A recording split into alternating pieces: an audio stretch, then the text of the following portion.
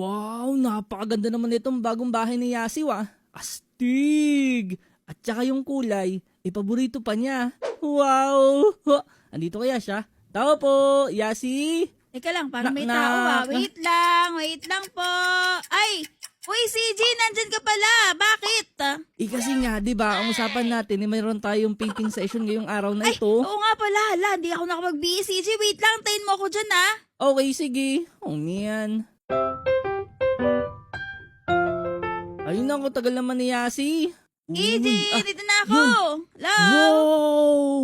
Ang ganda naman ng bago mong damit, pero teka lang, bakit kapag kalalabas lang tayo, tsaka mo lang ginagamit yan? Siyempre, CJ, yung luma kong damit, pambahay ko na lang yon. Itong bagong damit, since bago nga ito, ito yung panlalabas ko. Oo, ganun pala yun. Pero ako, tinan mo, ito na ang everyday use ko. Yan na everyday use mo, yung may letter C sa likod. Oo, ganda, di ba? Oo, ganda nga. Saka yung mga kaibigan natin, in-rate nila to ng 1,000 over 10. O, di ba, taas? Wow, ang taas, CJ.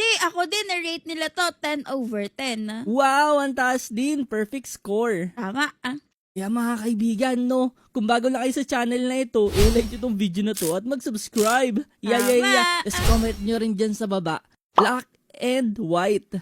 Bakit black and white? Syempre, si Jibo yun, no, black tapos white. Ayan, no. Oh. Dapat yellow and orange. Oo, sige, comment na lang nila yung dalawang yun. Pag kinoment nila yun, masaya. Tara na, umpisa na natin to. Oh, ready na ako mag-paint eh. Pumasok na ako sa loob ng bahay niyo Teka, bakit dito sa loob ng bahay? Di ba hindi naman dito yung painting session natin? Dun yun sa may bandang park? Ay, hindi. Ang sabi mo sa akin ay may rooftop daw kayo, di ba?